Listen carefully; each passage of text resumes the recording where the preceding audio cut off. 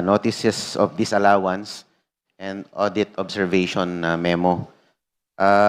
Para po sa akin, ito po ay mababaw na ground to constitute an impeachable offense.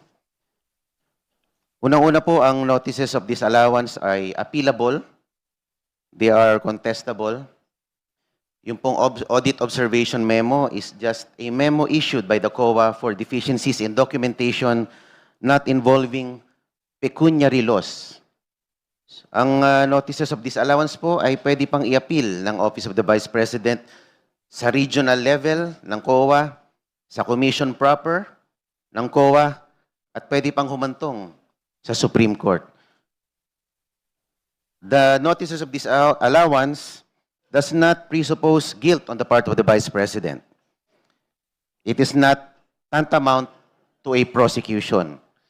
Kaya wag po natin itong gamitin, itong mga dokumento na ito, as if meron ng ginawang kamalian ang ating Vice Presidente. Dahil dito po pumapasok yung procedural due process kung ito pa'y accorded sa ating Vice Presidente.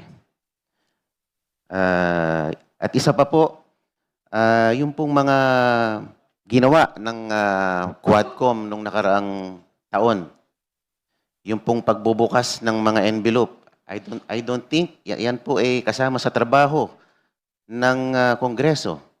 Dahil ang pag-audit po ay trabaho ng COA. Meron po tayong Latin legal maxim, potestas delegata non delegari. Delegated power should not be delegated further. Reminded to confine the manifestation to the subject matter of the impeachment proceeding. This is pertaining to the... This is not the about envelope. Quadcom. This is the impeachment proceeding on the 2 complaints against the Vice President. Please stick to the subject matter of this impeachment proceeding. But the envelope, yung opening of the envelopes, hindi po ba may kinalaman? If you have ito? concerns about the proceedings of Quadcom, perhaps you should address it in the other forums, but not in the impeachment proceedings. The Honorable Marcoleta is so reminded Opo, to stick to the subject matter. Yun lang naman po, Madam Chair, notices of disallowance. Ito po ay hindi mga dokumento lamang na ito ay appealable, contestable, at hindi ito nangangahulugan ng Vice Presidente ay may ginawa ng irregular dahil ito ay contestable. Yun lamang po ang aking obserbasyon. At ma'am, if I may react dun sa earlier remark made by the chair, I think I was alluded to kasi nagkaroon po ng spectacle kahapon. The chair just adopted the manifestation of the Honorable Marcoleta yesterday during our determination of form. Opo, yung pong I am speaking out of premonition. Actually, I'm not speaking out of mere premonition. I was speaking out of experience. But that's Opo. what the committee heard. Nevertheless, Honorable Marcoleta, this is likewise not a subject matter of this impeachment proceeding. Opo, winawarningan ko lang po ang audience na to observe proper decorum. Wala naman po sigurong masama doon, Madam Chair, di po ba? But of course, for as long as the public are not committing any offense inside this committee hearing, then there is no basis at all to call their attention or to even mention their name. Okay, ma'am, pero nagkaroon po ng president kasi sa Senado. Salamat po. Honorable De Lima, would you like to comment? Okay, the audit findings under the audit observation memorandum may be subject to appealable, and they can still be questioned.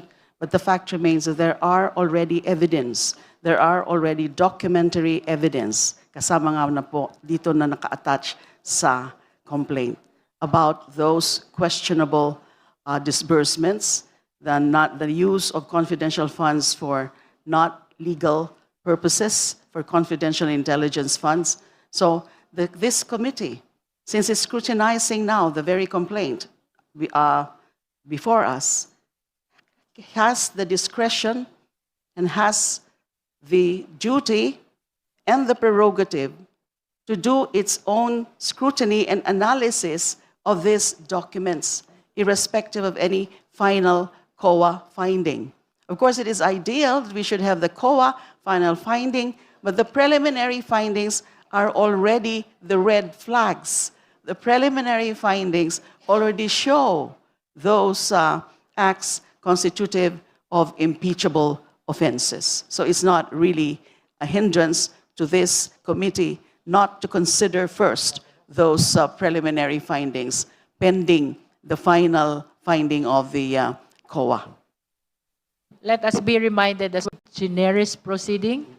This is not a criminal proceeding, neither is this an administrative nor a civil proceeding. The Honorable Zamora. Madam Chair, with all due respect to our colleagues here, I would like to remind everyone about where we are at the stage of our proceedings. We are discussing the sufficiency of, in substance of the impeachment complaints, and as such, Rule 3, Section 5 of the House Rules on Impeachment Proceedings state that the requirement of substance is met if there is a recital of facts constituting the offense charge and determinative of the jurisdiction of the committee.